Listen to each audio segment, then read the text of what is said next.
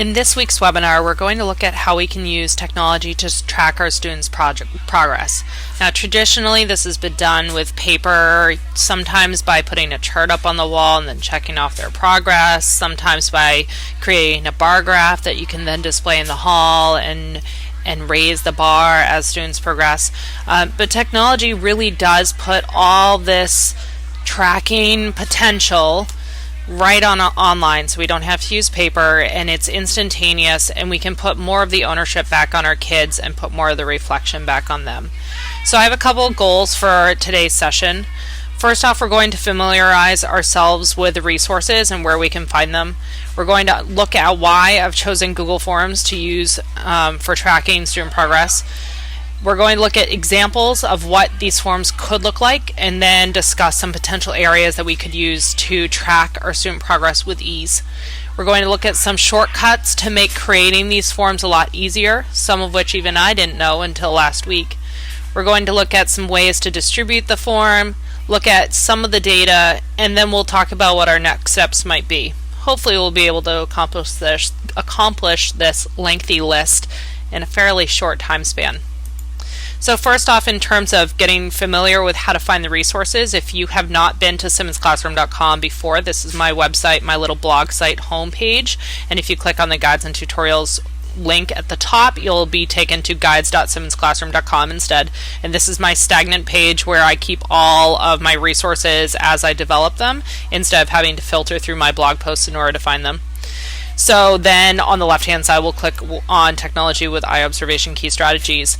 This is my one go-to resource for everything involving eye observation key strategies, and eventually I hope to have a page for every key strategy that there is to give you ways to get started. So you can click on at number 2, Tracking Student Progress. And here is my resource as it stands today. This is, as always, ever evolving. I'll be adding more resources as this week goes along, as well as into the future. So this is where I'm going to be referring to some information for today's session. So now that we've accomplished that, we're going to look at why I've chosen Google Forms, and let me talk to you about that a little bit first. So when I was researching this standard or this key strategy, there are a lot of other websites out there that provide ways that are already constructed to track things such as Common Core standards and students' progression towards those, or looking at ways to use rubrics or checklists specific for the classroom.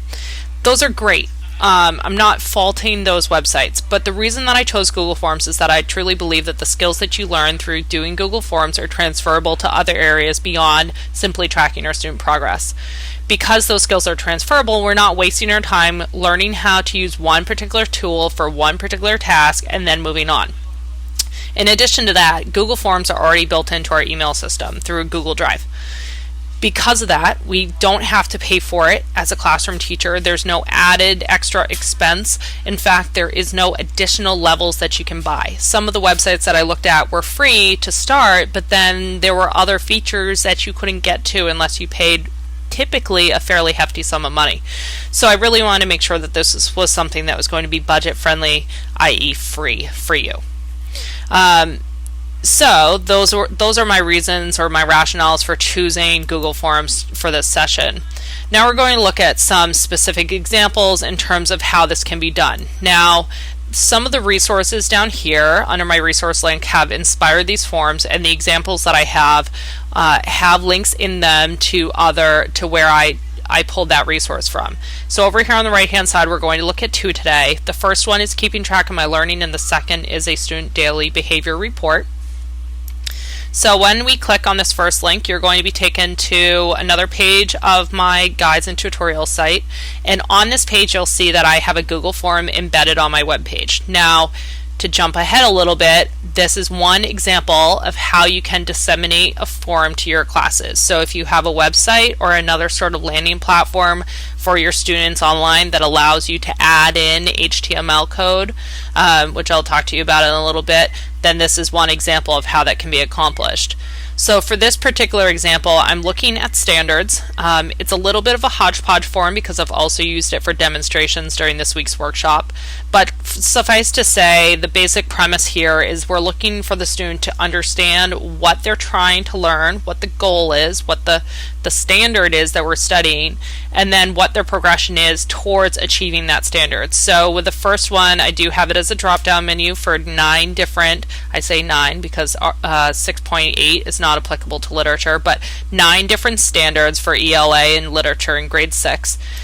I also have them as a checklist simply for it was just duplication during my workshops this week, but the student would come and select the standard that they are studying, and then after the checklist, basically what we're looking at is what is the student's score at the beginning of the standard, what is their score, what is the score that they hope to achieve. Because as much as we'd like them to say that they want to get 100, for a lot of the students that I had in my classroom, all that they wanted to do was just pass. Now obviously I'd like to push them beyond that, push them to a greater understanding, but if the student's goal is just to pass, then let's let them have that as their goal. When do they want to achieve it by? 2 weeks before the end of the quarter? By graduation? When do they want to have this done? And then what is their current score this day? Now, this was used for standards. Sometimes this brings up a good idea to look at this in terms of just simply putting it back on the students to recognize what their current grade is. When I was in the classroom, I'd often have students that would get to the end of the quarter, which at that time was 9 weeks long, and then declare to me that they had no idea how they got that grade. My gradebook was up to date, it was on Infinite Campus, they could see it whenever they wanted to, but it's like leading a horse to water. You cannot force them to drink. So just because we put the data out there, it doesn't mean that they're actually going to look at it. So you could make a Google form, and perhaps the only thing, the very first level that you're going to do in this process is simply have them register, this is what my grade is right now, and this is what I want to be at the end. Okay, so Joey Smith logs on to Infinite Campus every Wednesday. I say Wednesday because one of the high school goals is that grades are posted by Tuesday. So on Wednesday there should be new grades. So the student logs on Wednesday, they see that their grade is a 76. By next Wednesday, they want their grade to be an 80. That may be feasible and may not. It depends on your class. But what we are then doing is putting the research or putting the data back on the kid to make them accountable for that information. So that could be one very, very simple way to get the student to track their learning. And then also to give you data where you can then look at, assuming that they're entering the data correctly into the form, another method of looking at where grades are when for what student in your class, depending on what the data is on the other end. So that's one great example.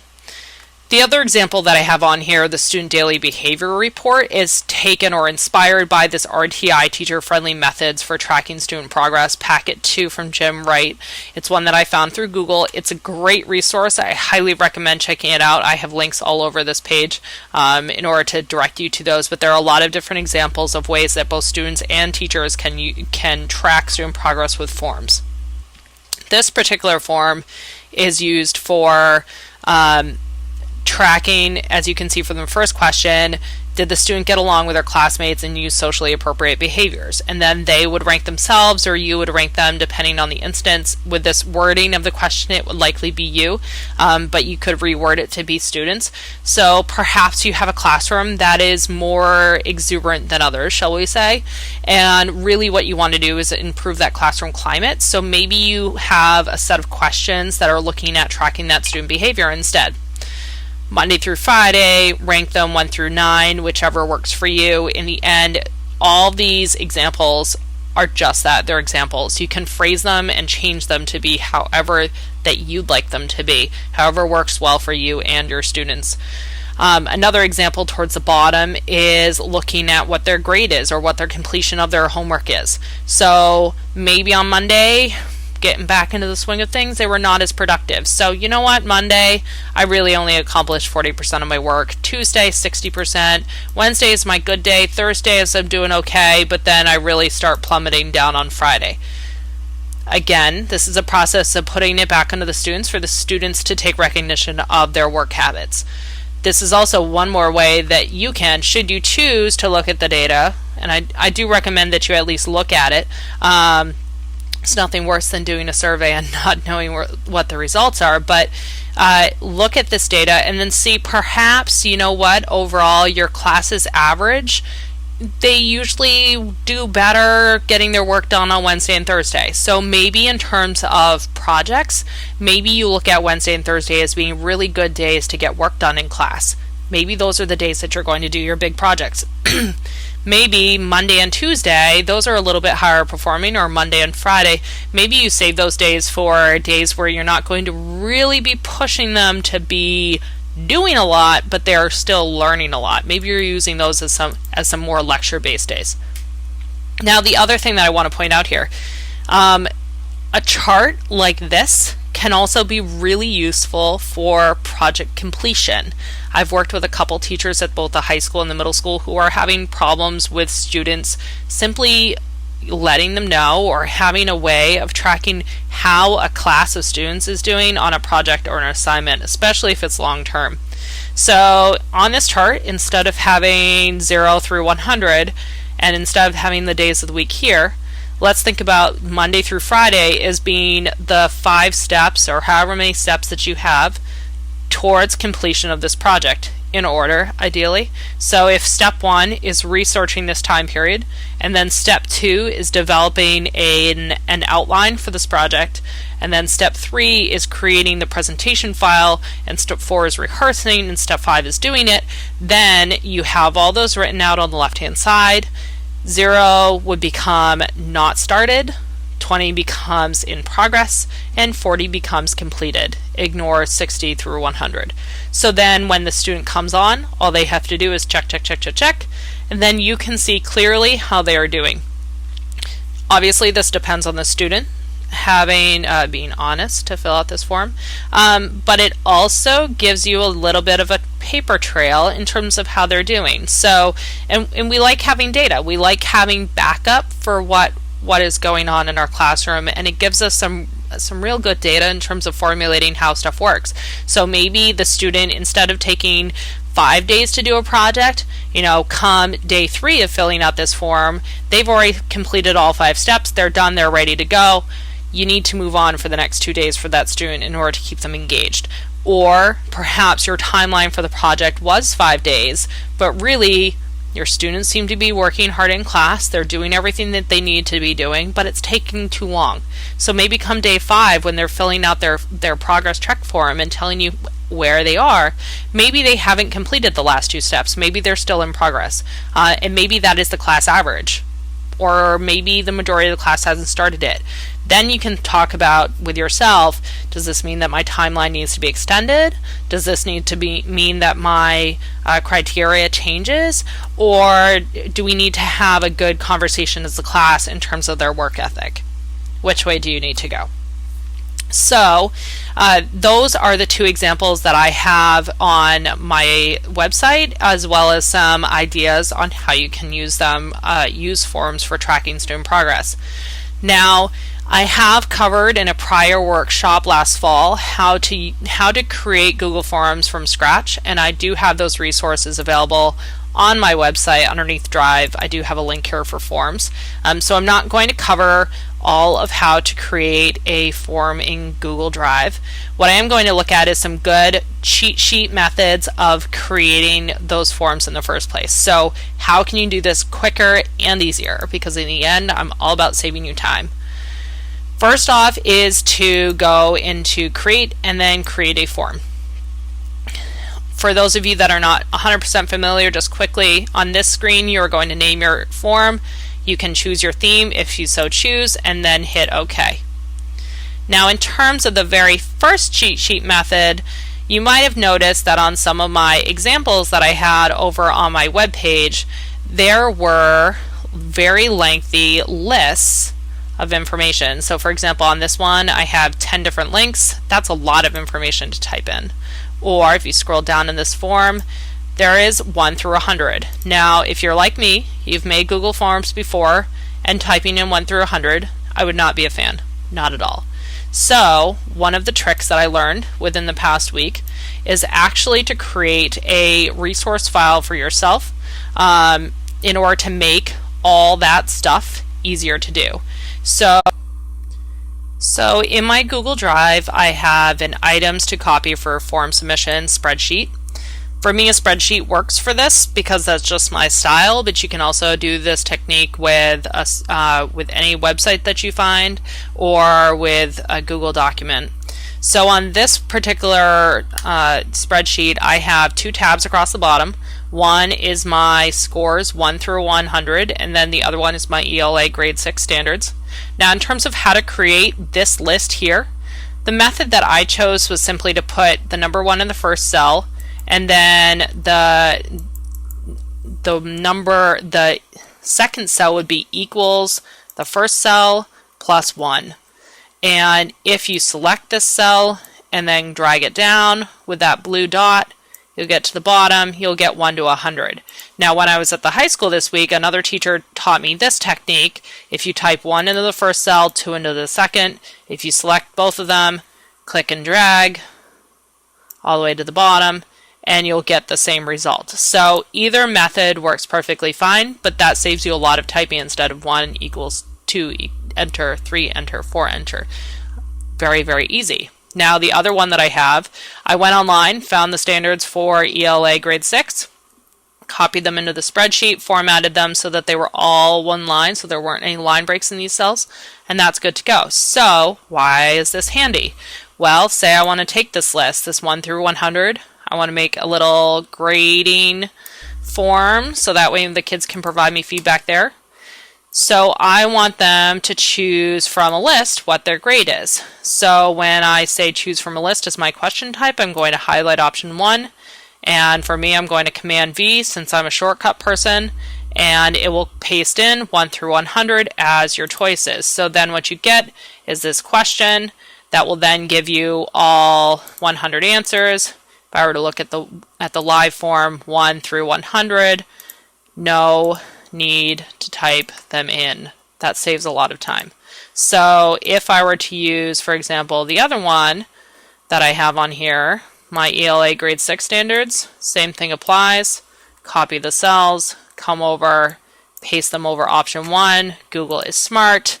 And there you go. We have 9 different or however many different checklists, checkboxes for them to choose from. So you could create yourself a whole spreadsheet of here are all the projects that I'm going to do for a quarter. Here are the steps that I want them to take for each project. And then when it comes to creating the forms, it's just a matter of copy and paste. Makes it super duper easy. Okay, so that's my real big tip in terms of creating these forms. That will make it a lot easier for yourself. Okay, then we're going to look at how we actually distribute this form. So when we look at the untitled form, the first thing that you need to do is choose your response destination. By doing so, once you have created your form, making sure that everything is there that you want to be there, making sure that if you are going to collect usernames, that you have checked that up at the top, making sure that if you only want people from MSAD6 to respond, then you have that checked, or that you have fields within the form if you need to collect their email address or their name, that you have included those. Once everything is all nice and in order, hit choose response destination. I always leave this exactly as it is because it's going to line up nicely with my form in my Google Drive, and then hit create. It will set up a spreadsheet for you, and this spreadsheet is where you're going to actually see your responses, and we'll talk about what these all mean for our next step. But in terms of actually getting this out to our students, you're going to click on View Live Form. This very long link up here is what you would actually distribute to your kids. Now, if you have a website, as an example, you can embed this form onto your website. So you can go to File and then Embed, take this code, embed it onto your website, much like I have done already on my own website. If you would like to just simply provide a link, then you could copy this whole URL, put it onto your web page in between linking, like put link, and then put a hyperlink onto that word in order to make it a link for your students. The other alternative, if you don't have a web space yet, although I highly recommend that you do it in that method because it's going to be a lot easier for your kids, is to take this very long URL, And then you can go to a site like Google, goo.gl. And this is from Google. It is a URL web link shortener. And what happens here is that when we go to this web page and the tool loads properly, we can actually paste a long URL into this field here, shorten the URL, and it will give us a very short little address that we can then write onto the board, put onto a piece of poster board, and put up on our wall, make it easier for our kids to access it. And then the final way that you can do this is also by simply clicking this send form link, and you can actually email it directly to your students. Whichever method is going to work best for you is really in the end the one that is going to be the best. Then in terms of looking at the data, I'm going to look at the data once I'm going to fake submit this form. Okay, so I've submitted a response. Then when I click view responses on the form creation tool, here is my checklist. Okay, I'm not going to have a lot of very concrete data here because my questions are very simple, and in fact I really don't have a question, I'm just checking stuff off. Okay, so once I did that, I do have a second response here. Okay, so I've recorded my username and there are 2 responses, and here's what I've done. So some tips in terms of how to look at this data. For those of you that have done Google Forms before, here are some tips to make this a little less cumbersome. When you hover over the toolbar in between this top left block and column A, you'll see your white hand show up. You can move the white hand over, and what this does is it freezes the first 2 columns, or freeze whatever columns that you'd like it to freeze in place. So why is this useful? Well, I just froze the timestamp column as well as the username. So if I want to look at results of my survey or of my form, this gives me a way of looking at all the results while still retaining who the user is. So I'm not stuck scrolling back and forth. The same thing applies for the up and down as well. This gives you the ability to lock horizontal or vertical cells and columns and rows in place. So that can be very useful. The other component to look at is the ability to filter. And if you turn on filtering, this gives you the chance to filter down to only be, for example, a specific username, or to only be a specific response. So let's think about the username. Say we have a kid that we know there's been some issues. They're not making progress as quickly as we want them to, but really, how delayed is that progress? So when we turn on filtering, we can filter by the username. So then we can look at all of Joey Smith's, for example, all of his entries on our form, and then look at just the data pertaining to him. Or if we have a checklist over here of what steps they've completed, maybe we have a 5-step process. We should be completing a step each day. Now, come Thursday, I really want to see just the kids that have not completed step 3 yet. So then I can use the filtering and filter for only kids that have not selected completed or in progress for day 4. Hope that makes sense. So the filtering can really be useful in terms of making sure that you're only looking at the data that you really want to be looking at. Okay, so those are some good ways to get started. Now, looking at what our next steps are. Now that we've been collecting data, my purpose here is that we get in the process or get in the habit of collecting the data, and then you can meet with me to talk about what you do with this data once you collect it. Some ideas: you can set up these response forms. Can set up these spreadsheets to be color-coded. You can set it up so that if a kid does not select the correct answer for a column, that cell is marked red. Or you can even go so far as to use Google Scripts to say, okay, did this student complete this step by this date? They did not? Okay, then it is going to automatically send them an email. You can set this up with my help that says you need to make an appointment with me to stay after school so we can get this step done, because this is an important step and you're already behind.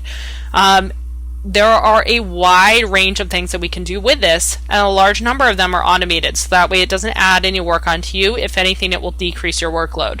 So your next step in the classroom is that once you get used to doing all this, once you get used to tracking their progress, then make an appointment with me on my website in order to talk to me about what you want to do with this data once you have it. So in order to make an appointment with me, for those of you that are not aware, from my classroom blog, you can click on workshops and office hours, and then office hours, and make an appointment with me right on my website. Now, if you look at all this and you are already overwhelmed, you have no idea where to start, do the same process. Go to my website, make an appointment with me, come to me with your piece of paper that has all the questions that you're thinking of using, or maybe you already have some sort of checklist that you use for a project, but you don't know how to go from paper to here. Make an appointment with me. We'll sit down, we'll talk about it together, and we'll get you going. I already did this with a teacher this week. I sat down, she had a course feedback form that she wanted to use, and she sat down, we looked at it, we put it into a Google form instead, embedded it onto her website, and that way next week her kids are just going to go there and fill it out. The same thing could happen for any one of these tracking student progress forms that we're looking at. So as always, I hope that I have not overwhelmed you or bored you to tears, and you know where to find me if you need extra help.